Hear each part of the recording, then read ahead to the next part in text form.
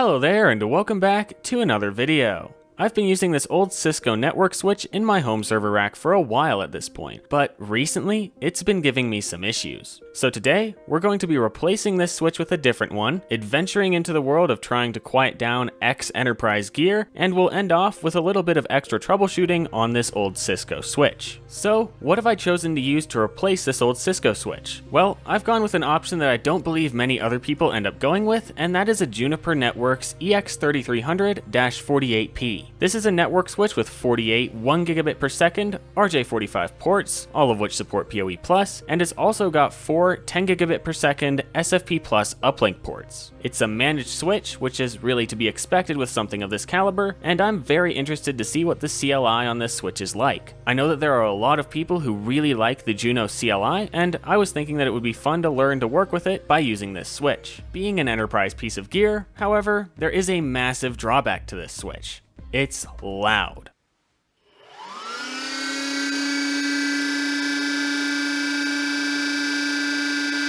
In an enterprise situation, noise is usually not much of a concern, but in my use case, it is. My server rack lives in my room with me, which means I'm around it all the time.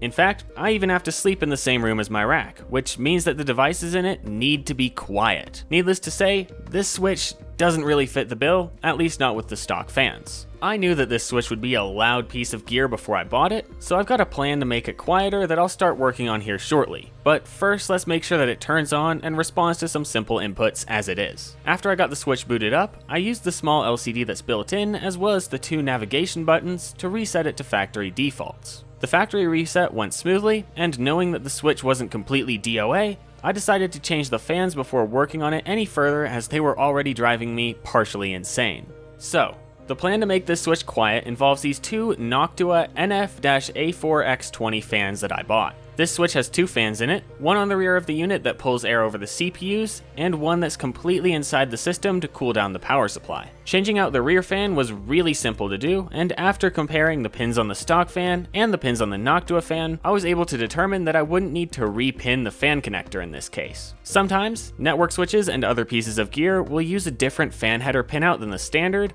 which means that fans that use this standard pinout, like the Noctuas, won't work correctly. So, an adjustment of the pin order on the fan's connector is sometimes necessary, but not in this case. When changing out the power supply fan, the job was a little more involved. I hadn't figured out how to remove the power supply unit at this point in my adventures with this switch, so I resorted to removing the PoE board and the motherboard to access the screws on the fan. In any case, once I had reached the stock fan and removed it, one thing became clear.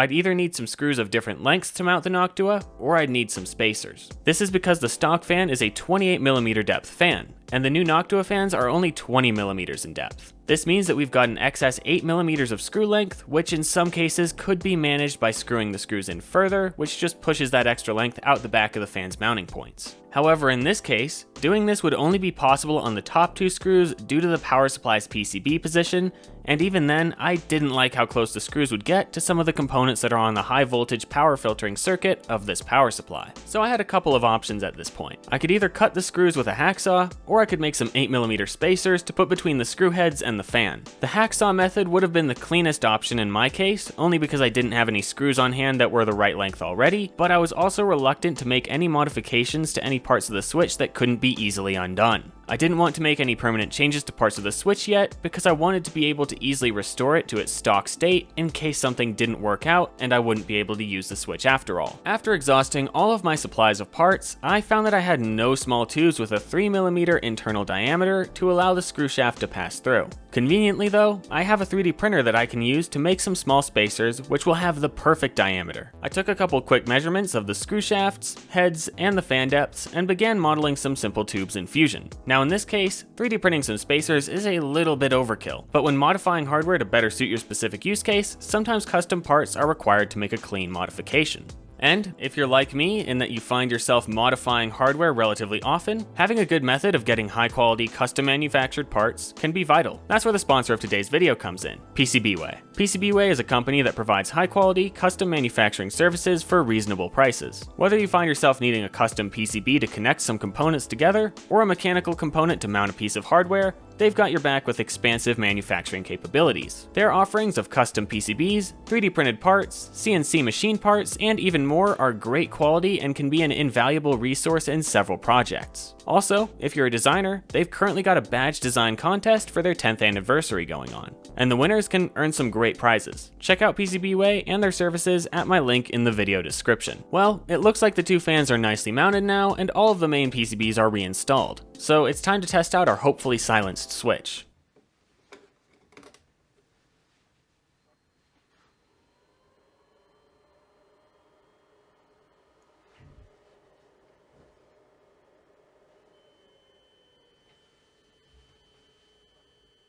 And wow, if that isn't a massive difference in noise, I don't know what is. Now, I would like to address something quickly with these quieter fans that will actually become incredibly important here soon. These Noctua fans do not move anywhere close to the amount of air that the stock fans do. The Juniper switch has 3 different set speeds for its fans: low, medium, and high. It's not a continuous curve. The stock fans at low move more air than the Noctuas do at high. These devices are designed to function with the cooling capacity, which is provided by the stock, higher performance fans. This means that if I were to load this switch down heavily with a bunch of devices and a bunch of PoE power draw, it would likely overheat with these Noctua fans. However, for the time being, I don't plan to connect a ton of devices to the switch, and currently, I don't need PoE at all. I only bought a PoE switch because I think it would be nice to have it available if my network's layout changes and I want to connect PoE devices to this switch. So hopefully, with the very light load that should be placed on this switch, it won't be too stressed and these Noctua fans with their limited cooling capacity can be enough to keep it cool. Before I get to setting up the switch with things like an admin password, I want to see that it's able to switch the expected amount of traffic, that being 1 gigabit per second.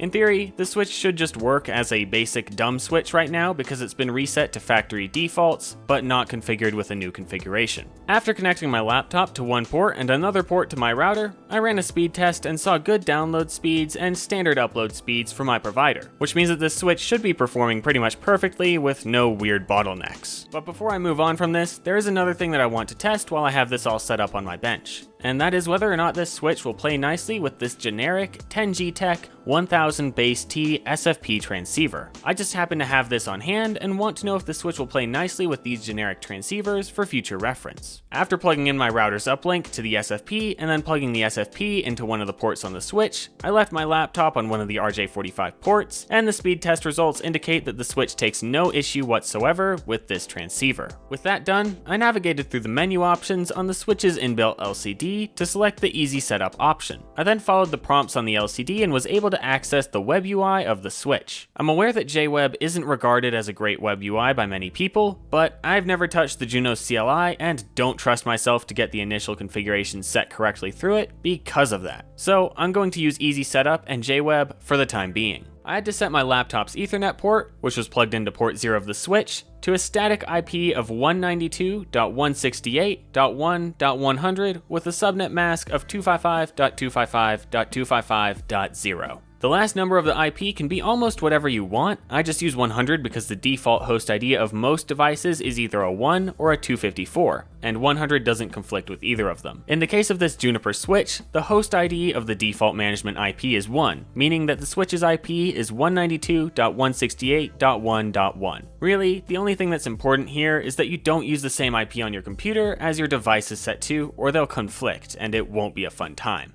I logged in as root, which by default has no password set, so I left that field blank, and once in, I could go through the setup wizard which was provided by Easy Setup. At the end of the setup, the configuration delivery initially failed, but after rebooting and going through Easy Setup again, it went through just fine. And with that initial setup and fan replacement done, I was ready to mount the rack gears for the switch and put it in my rack to begin using it. So I did just that, but very quickly found an issue with this switch. See, the Noctua fans do not move much air at all at the Juniper's low speed setting, so the temperatures of the internal components rise until the switch decides that it's time to ramp them up to medium speed. After a while of being at that medium speed, the components are cool enough for the fans to return to low speed. This means that the switch is constantly cycling between low and medium speeds of the fans, which wouldn't be a big deal if the medium speed setting didn't have a tinnitus-inducing whine.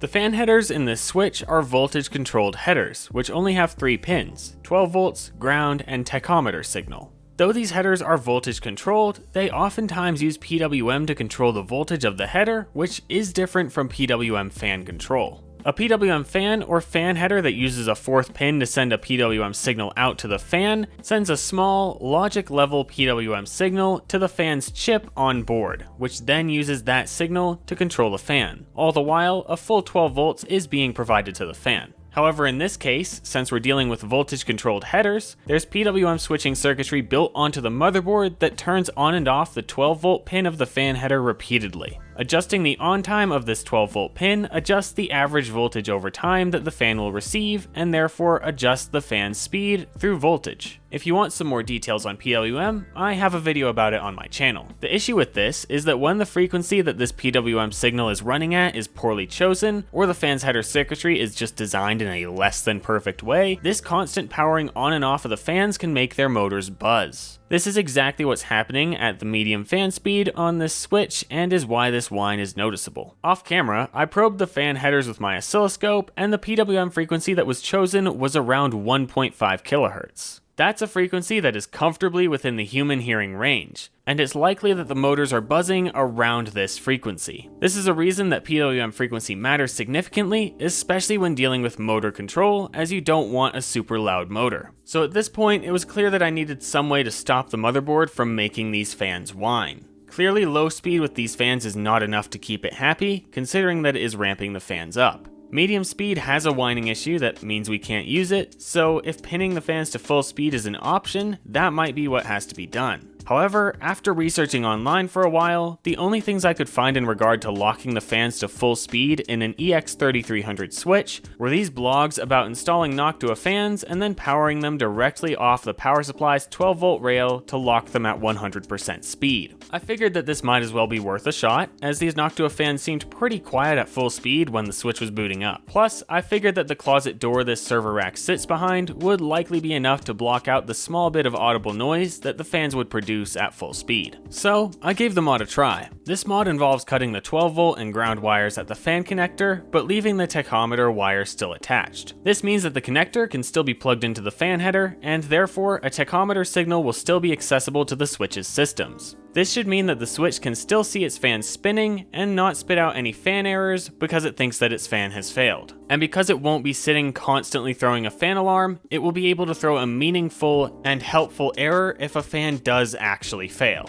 And lastly, I had to take the 12-volt and ground wires of the fans and connect them to the 12-volt and ground outputs of the power supply board. I actually did this slightly differently than one of the original modders did, and instead of soldering wires to the bottom of the power supply board, I soldered them to the bottom of the motherboard where the 12-volt and ground connections are made from the power supply. I also put a small fuse in line with the 12-volt rail because it's best practice, and connected the 12-volt and ground wires from the bottom of the motherboard to the 12-volt and ground wires of both of the fans. Before I turn on the switch to test out the mod, I want to provide a warning about doing something like this. Splicing into power lines and altering the connections inside of a piece of gear like this can open you up to a myriad of complications and dangers, so just be aware that you should only do this if you really understand what you're doing, and if you're ready to assume any and all results from doing something like this. You could get shocked, start a fire, and will almost certainly void your warranty if it's a new piece of gear. A bunch of other things could happen as well, so just be careful and acknowledge that you have been warned if you decide to try this. With that obligatory disclaimer out of the way, I powered on the switch and was very disappointed with the amount of noise that it was actually making.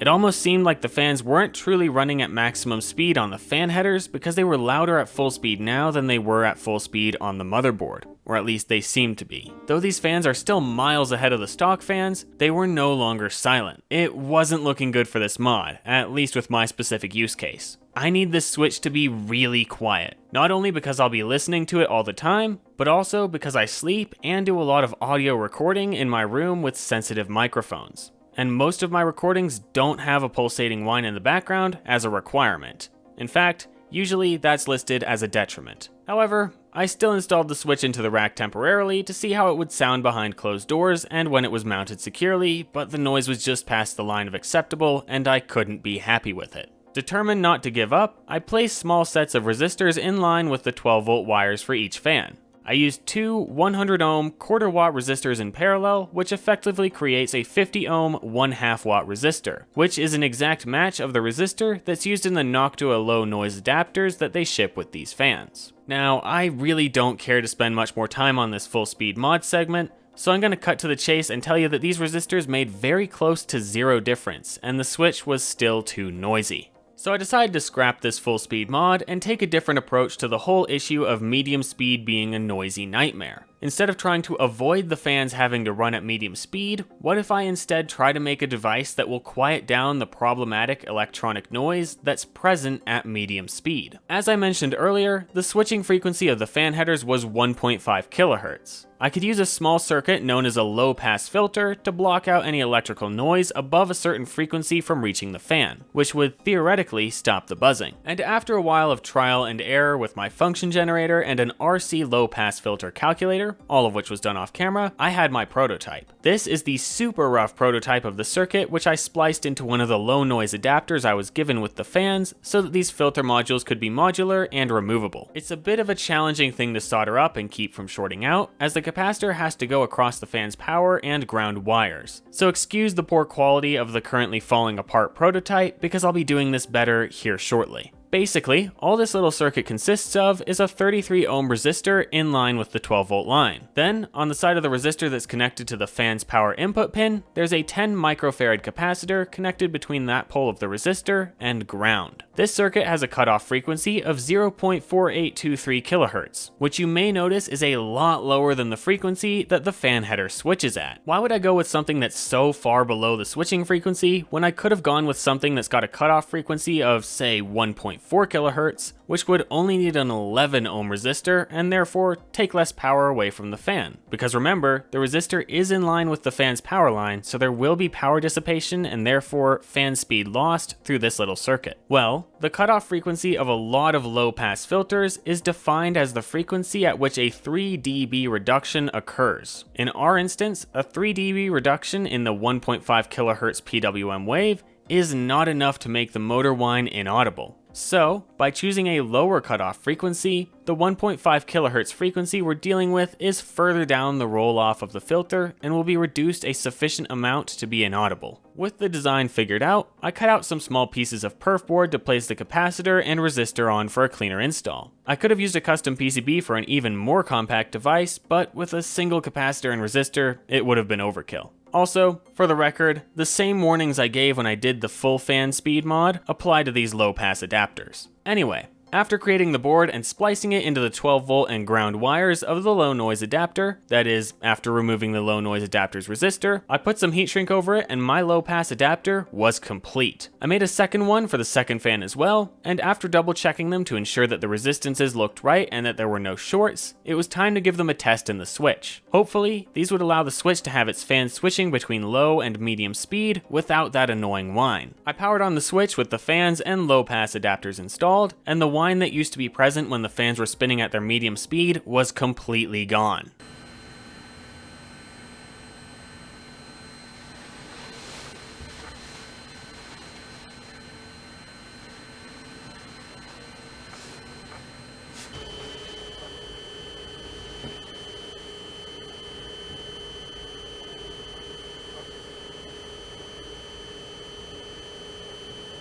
It seems like these adapters are going to be a success, and I've finally got something that should work to make this switch quiet. However, in the time between realizing the fans weren't working ideally and coming up with the low pass adapter idea, I'd placed an order for some different fans that I wanted to try. These are the Arctic S4028-6K fans. And they're not necessarily marketed as silent fans, but from what little I was able to find on them, they seem like they should be relatively quiet as long as they're not at their maximum speed. The 6K in the model number of these fans indicates the top speed of these fans being 6,000 RPM. There is a 15,000 RPM model, the S4028-15K, but those fans are going to be way too loud for this situation. It seems like the Noctuas with my custom low pass adapters will work acceptably for this switch, But since these Arctic fans arrived, I wanted to give them a try to see if they might be slightly better than the Noctuas will be. After they were installed into the switch, with the low pass adapters still in circuit, I powered it on, and the fan noise wasn't bad. It just wasn't quite as good as the Noctuas, and these fans were only moving slightly more air than the Noctuas did at full speed. And at the switch's medium and low speed settings, the airflow felt almost identical to that of the Noctuas.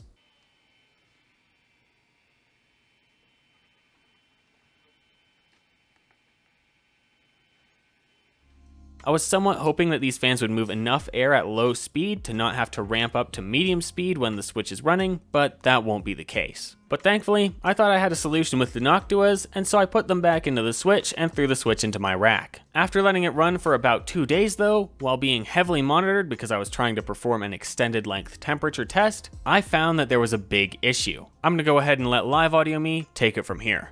Alright, so I was originally going to end the video wherever I left off. However, I have ran into an issue with the setup that I was originally going to do, and I want to talk about it because that basically means that this entire project isn't going to work for me. So I don't want to leave the video where it was because I don't want it to seem as if, you know, this switch is running fine and it's all good, because it's not. So what was the issue with this switch? And right now, this switch, I've taken it apart and I've put the stock fans back in because I had to run it like that for a few days because the quiet fans I put in here were just not adequate to keep it cool. I knew going into this that the Noctua fans I would put in here would not be enough to keep this switch cool under a heavy load. However, I thought that this switch would be relatively efficient and not run super hot when there wasn't that much of a load on it. During this time, it had only a couple of devices connected to it, and nothing was drawing from PoE at all. However, it still drew about 55 watts, which is a reasonable amount of power, and it got really hot. I did some temperature tests on it, some kind of extended length ones, and it originally seemed to be okay. However, the main concern was not the temperature of the CPUs, which are over here, but rather the power supply. The CPUs were within the 60 to 65 degrees Celsius range, all of the chips in here, because there's multiple. The hottest ones were around 65. The fans were kicking on and off of medium speed from low speed, so between low and medium. Definitely spent more time in medium though. So the CPU temps weren't too much of a concern. They were warm, but they could have been a lot worse. It was the power supply back here that I grew concerned about. And the reason for that is that the power supply really blocks a lot of airflow. It requires a very high static pressure fan. The Noctua fans, these little guys, they don't have enough static pressure to drive sufficient air through the power supply to keep it cool. So the power supply was getting really hot, and the thing is, the motherboard in here has no way of knowing how hot the power supply is. The power supply fan's header is on the motherboard. So the motherboard controls both the power supply fan and the main chassis fan, which handles the CPUs and such, and it has no way of knowing how hot the power supply is. So the power supply can be over here absolutely cooking, and the CPUs can be at an okay-ish temperature, and it will only drive the fans based on the CPUs, because the CPUs are the only temperature inputs that it has. It has no way of knowing how hot the power supply is. So the power supply was beginning to overheat while the CPUs were fine, or at least seemingly to me it was overheating. The chassis around the power supply was incredibly hot, and at times I checked on the little display here. I checked the status of the switch just to make sure it seemed okay, make sure it wasn't giving any warnings. It actually said at one point that power 0 had failed and power 1 was absent. Power 1 being absent makes sense because there's only one power supply in here, so we should only have power 0. However, at one point the switch said that power 0 had failed. The switch was still on and still switching traffic, so it hadn't failed, but it thought it had. I'm not sure how or why that worked. I'm not too sure, but it was starting to act weird, and that was the final straw for me. Electronics are able to run relatively warm. it'll shorten their lifespan, but they can. However, when they start acting weird, that's too much. And so that actually happened after I, off camera, switched the power supply fan out for one of these Arctic fans because they are thicker and the blades are designed a little differently. I believe they are also rated for more static pressure. But basically I thought that this should be able to drive more air through the power supply. It didn't, because as I think I just said a few seconds ago, the power supply acting weird and pretending to fail was when I had this fan in there. So it was pretty clear at this point that these fans are not enough to keep the power supply cool. They're not enough to keep the system cool, and it's just a big problem. Again, I was aware that these fans would not be sufficient to keep the system cool under a heavy load. If I was drawing a bunch of power from the PoE, if I was really stressing the switching chips by switching tons of traffic all the time, it wouldn't have worked. These fans I knew that these fans would have been too weak. But I expected these fans to be okay in a light to medium load situation, which is what this switch was being installed in, and they weren't. So this EX3300 is not really gonna work. I've put the stock fans back into it, and I've been running it with stock fans for a while, like 3 days-ish, because I need it to be up. Again, it's not super high availability, but it is annoying when it's down. So I ran it like that, and it's too loud. It is just too loud. I do some audio work in here, and I also sleep in this room with this switch. The switch is in the closet, but it's just too loud. So I needed to come up with another solution. And I could have gone onto Amazon and bought something like a TP-Link switch for maybe $60 to $70, $80, somewhere within that price range, that would have had 24 gigabit Ethernet ports and would have been fanless, would have been pretty good for this use case. However, I don't like the idea of having an unmanaged switch in there because I want to learn more about networking and managing switches. And actually, while I was working with this Juniper switch, I found that I really, really liked the CLI on it. I found it intuitive, and I found it quite fun to work with. So here's what I ended up doing. I went out and I bought this EX2200C. This is a completely fanless 12 port. It's technically 14 because we have 2 combo uplink ports, but 12 main ports. 12 port gigabit switch, no PoE. They do make a PoE version, but I didn't get that one. And this was not the cheapest 12 port gigabit switch I could have bought. This was nowhere close to it, even used, because I bought it used. You know, you can't really buy these new. And I went with this one because I want to use a Juniper switch in my network so that I can work with the Juniper stuff. And obviously I could keep the EX3300 in the rack and just power it on whenever I want to mess with it. But I personally think that the best way to really get to know a piece of gear, really get to know an operating system or whatever, is to run it every day as part of your infrastructure. So I want to use a Juniper switch. If you don't want to use a Juniper switch, that's great. Buy whatever switch you want, I don't care. But I'm gonna use this Juniper EX2200C. So now we're gonna see if we can get this all set up and running good. The EX2200C is a more basic switch than the 3300 is, but it should still be more than versatile enough for much of what I want to do. Right now, the first thing to do with it is to reset the switch to factory defaults. I bought mine from a business that seems to specialize in reselling used switches, so they sent pretty much everything I could possibly need to get the switch up and running. I also believe it to be likely that they had already reset it to defaults based on some of the behavior that I observed when trying to reset it myself, but I still reset it to be certain. With the switch plugged in and fully booted, which took a while, I started trying to connect to it. There wasn't anything accessible on the management port, which either means it's configured with a different IP than the default of 192.168.1.1 from a previous installation, or it's just not set up at all. This means I'm going to have to use the console ports on the switch to communicate with it through serial, and this switch comes with two of these ports. One is an RJ45 port that's actually sending out a serial connection. This can be accessed using an RJ45 to serial conversion cable, and thankfully for my case, the seller provided that with the unit. There's also a mini USB port that I believe connects to a USB to serial converter inside the switch, and I tried to connect to the switch using this port first because none of my systems have serial. But after a while of troubleshooting and researching, I found that the USB console port is not active by default and has to be enabled through the CLI by editing the switch's configuration. This means that the only way to get to the CLI right now is through that RJ45 serial console port and that RJ45 to serial cable. It's almost like the seller knew I'd need that. For those unaware, serial is pretty old, and modern systems usually don't include a serial port because almost no common household or consumer devices still use it. This means that my laptop, which I've been using to set up and work with these switches up until this point for the sake of convenience, won't work. Don't get me wrong, USB to serial adapters exist and are quite cheap,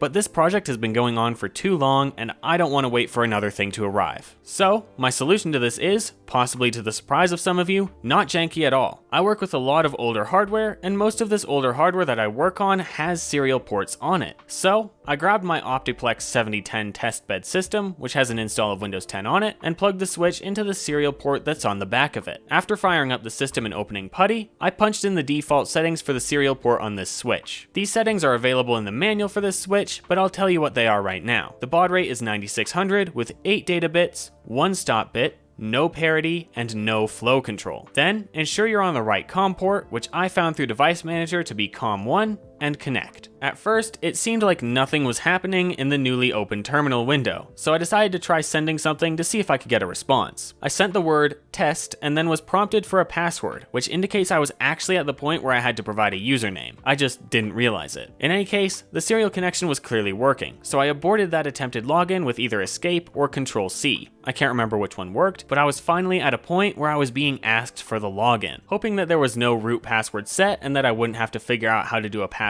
recovery, I entered root as the username and was going to leave the password field blank, but it didn't even prompt me for a password. It logged right in as root, and after hitting enter a couple times, I was certain that I was in an active terminal session as the root user. I did not expect this to be as seamless as it ended up being, but honestly, its cooperation is a relief. I then looked up a little bit on how to reset the configuration on one of these switches, as there was no factory default option I could access through a built-in display like on the 3300. From what I was able to find, it seems that the way you have to reset the configuration on one of these switches is by entering the /config directory and then removing all of the files in there. Then, after rebooting the switch, it should reload its default configuration because there won't be a configuration present in the config directory. So, I went into the config directory and removed the files. If you're thinking of doing something along the lines of this though, you should probably move the configuration files out of the config directory and into a temporary directory elsewhere, in case you need to restore them. Once all of the configuration files were out of the directory, except for usage.db, which I couldn't remove, I committed the changes and restarted the switch. I don't know if a commit was necessary to keep the changes I'd made to the folder. I somewhat doubt it, but I still did it anyway. With the commit completed, I executed that reboot command and watched the serial console as it started up. I noticed a particular line appear relatively early in the sequence. The line read loading/boot/defaults/loader.conf, which I think is pretty reasonable to suspect is loading the default configuration. Several minutes later, the terminal reached a point where it prompted me for a login, so I once more entered root and was not prompted for a password, and then I was in the switch again, this time with what should be a clean config. As far as I'm aware, one of these Juniper switches will only allow you to run the easy setup script if its configuration is reset to defaults. So, I tried running the easy setup script, and it opened just fine, allowing me to enter all of the configuration details in the terminal. With all of the new configuration details entered into the easy setup configuration script, I committed the changes and connected my laptop to the switch. Since I set this switch up with an identical IP configuration as I did with the EX3300, I was able to connect to it with my laptop just like I could with the 3300.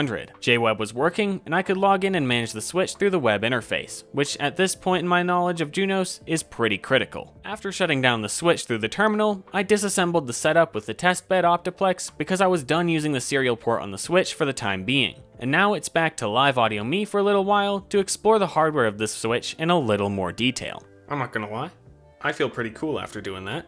That was quite fun.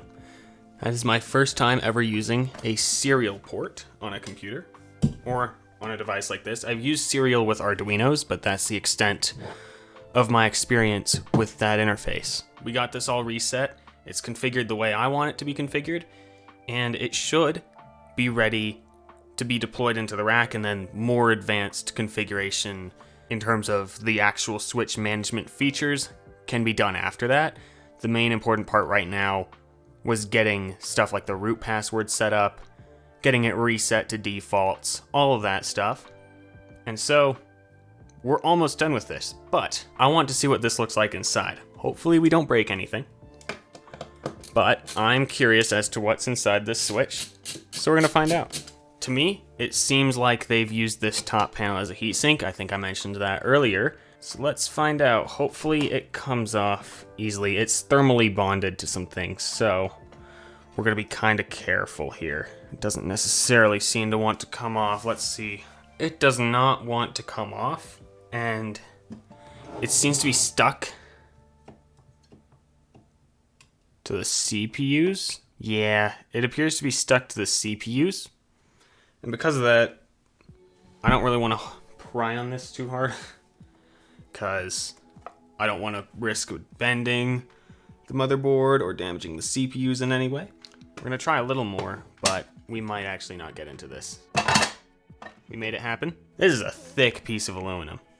Got two heat sinks. These appear to be on top of four chips, I think. 2 per heat sink.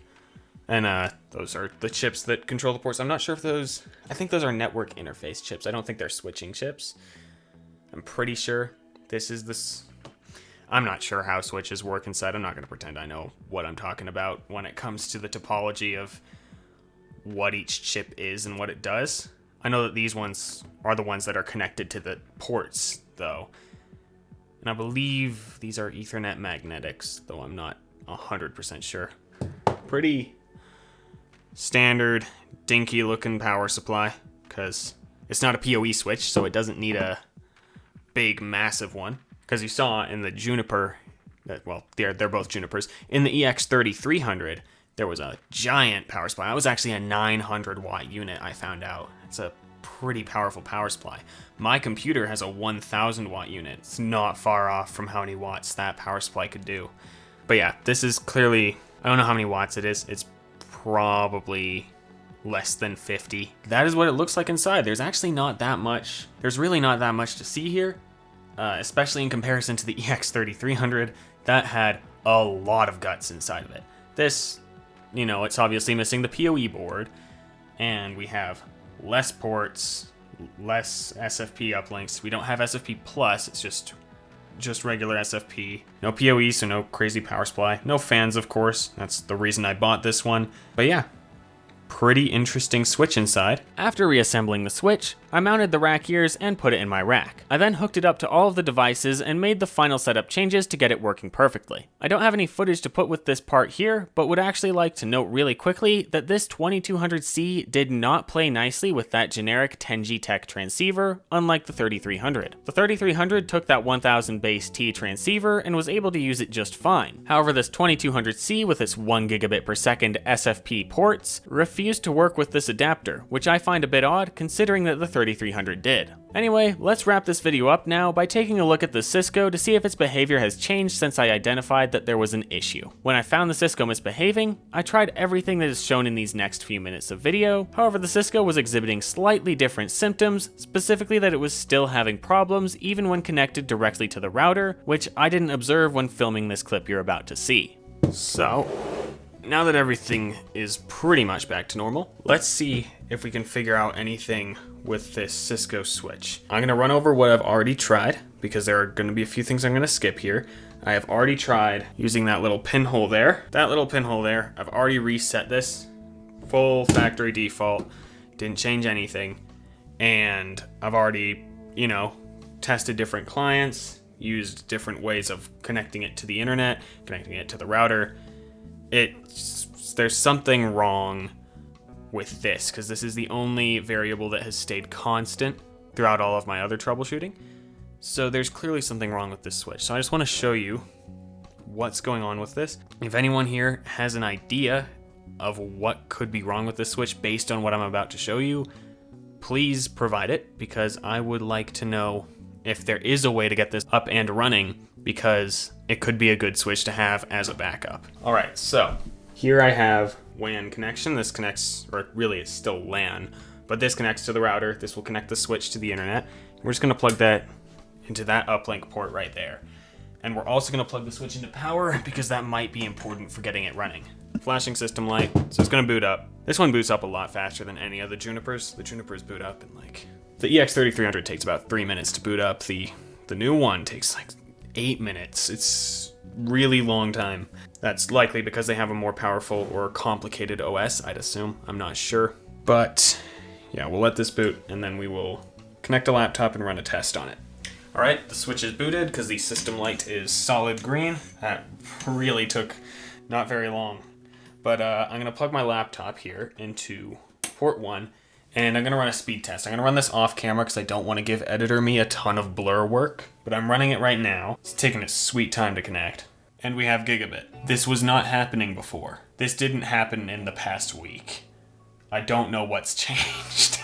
Is it one of those situations where putting it on a shelf for 2 weeks is all it needs? Is that really what this is? All right, well, port 25 to port 1 is able to pass a gigabit. I know for a fact that this port was definitely having issues earlier. Let's find out if it's still having that, or if our switch has just fixed itself. It appears that the switch has fixed itself. Okay, well, we've basically got the same results on this speed test, and so we've clearly got something interesting going on here, and I've tested it with this little 1 gig SFP adapter, because it has SFP ports. These are 1 gig SFP ports, and let's see. I'm gonna link. There you go. Let's see if that has issues, because it seems to be okay now. We're back on port 1 with the laptop. Just by the way, we've gone back here. Let's see what happens. We're looking at a gig of traffic once more through the SFP over there to this laptop on port 1.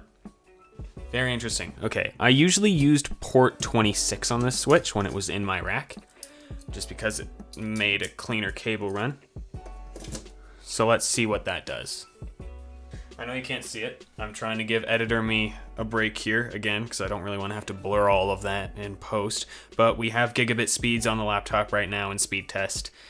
So both of the uplink ports seem fine. We know that 25 is good on the RJ45 port and the SFP. We know that 26 is good on the SFP. We'll test it on the RJ45, not the 25, but I'd assume it to be good there as well. This is mostly stuff that I've tested before, but I'm just running through it again, and it seems to be functioning this time. We're getting gigabit. So our uplinks are fine. Both port 1 and port 6 are fine. Those were known to have issues. Those were known problem ports. I'm gonna test some other ports around these though, because it was very weird. We would get gigabit throughput on some ports. So on port, like on this port and this port, if I had the uplink here and the client here, we could pass 1 gig of traffic. But if our uplink was here and our client was here, we would not be doing that, and the switch would be doing its weird stuff. So, interesting. Let's try this one. We're getting a gig of traffic. It appears it has fixed itself. I did throw it in the back of the closet. Maybe it decided it didn't like living back there. So, it seems it's gotten its stuff together, and it wants to function now. Yeah, we're passing the right amount of traffic.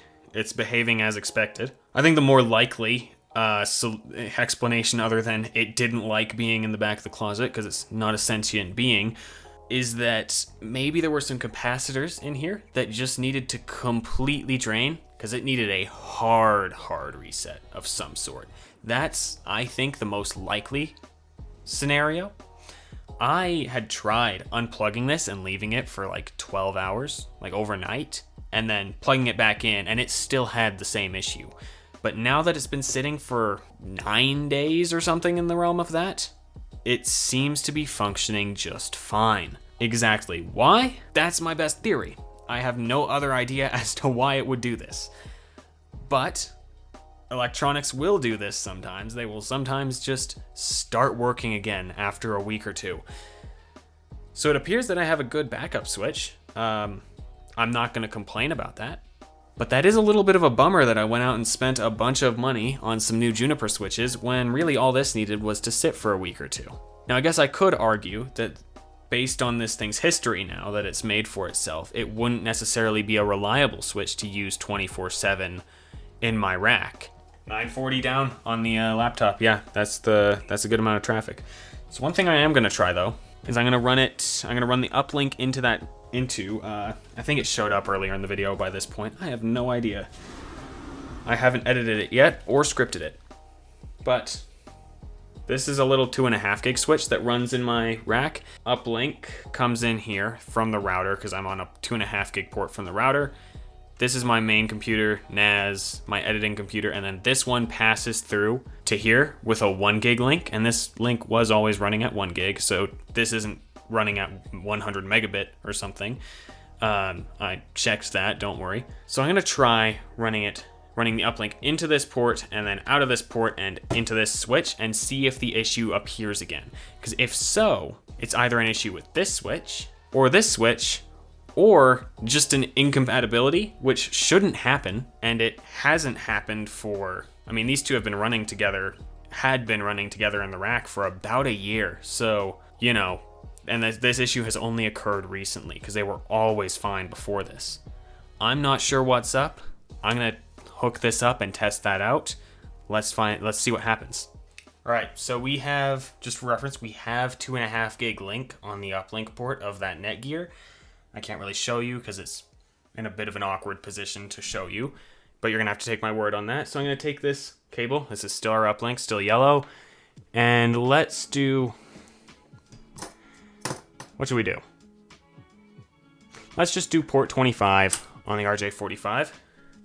We've got link and both lights are up, so it should be gigabit. I'm gonna check on the Netgear. On the Netgear, that port's left LED is the only LED that's blinking, which indicates a 1 gig connection. We still have 1 gig to the laptop. I'm gonna move this back to port 1 just to keep things a little more consistent. Still got that link. Let's see if we get gigabit. We are not getting gigabit. I'm going to let this test run through and then I'll show you, but we do not have gigabit. And it's not we have 500 megabit. No, I'll show you here. We have 89. That's gonna be a little difficult to see on camera.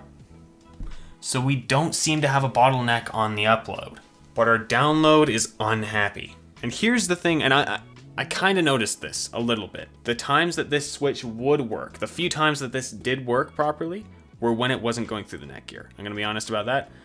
The Netgear had I had a little bit of suspicion on that one. However, I'm gonna move this cable over to a port that I know can pass 2.5 gigabits of traffic, because I pass 2.5 gigabits of traffic through that almost every day. And that is the connection that my main computer is connected to. So I'm gonna move this cable on the Netgear to that port on the Netgear, and we're gonna see what happens. We have a 1 gigabit per second connection on the Netgear, and we also have 1 gig here. Let's see if we can pull 1 gig through the laptop. 70 megabits. Last time I checked, it's 79 now, but last time I checked, 79 megabits is not 1 gigabit. So clearly there's a disagreement between this switch connecting to the 2.5 gig switch. And I'm about to show you something that just makes this whole situation weirder, because I'm about to connect my laptop to the 2.5 gig switch. My laptop has a 1 gigabit NIC in it. So it will negotiate and run on those ports at 1 gigabit per second. Here's the thing. It should pull 1 gigabit through those ports.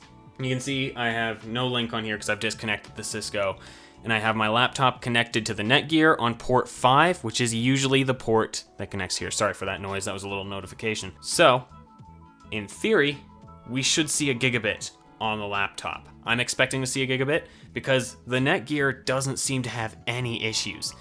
The only issue seems to exist when the Cisco talks to the Netgear. At least now. Earlier, the Cisco had issues all the time. Now it only has issues when it talks to the Netgear. I don't really know what's going on. So on the laptop, we're getting about 800 megabits per second, which is likely just the server that speed test is going on throttling us, because we've hit it several times in the past couple minutes here. Yeah, 840. It's clearly not an issue with the Netgear's port. And And here's another thing that makes this even more fun. I'm gonna connect the Netgear into the Juniper, which is in the rack, so it's out of sight. The 2200, I should say, because there's two Junipers. The brand new Juniper. I'm gonna connect the Netgear into that switch, and then I'm gonna connect the output of that switch into my laptop, and we should see 1 gigabit of traffic. All right, that has been set up. Sorry, there really isn't that much to show on the screen. Again, I'm not gonna show my laptop screen because I feel lazy and I don't wanna blur it all. And all the other stuff is in the networking closet. Right, sorry about that, but let's run a quick test. And through the Juniper, we are pulling about 860 megabits per second, which again, I assume to be speed test throttling us at this point.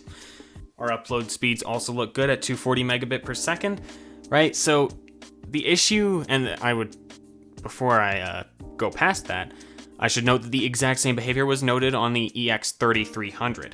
The 3300, when connected through the Netgear, could also pass 1 gigabit per second of traffic.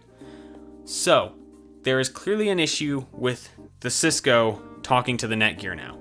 Again, earlier there seems to be more of an issue with the Cisco itself, but now the issue only seems to be localized to the Cisco talking to the Netgear, which is very strange.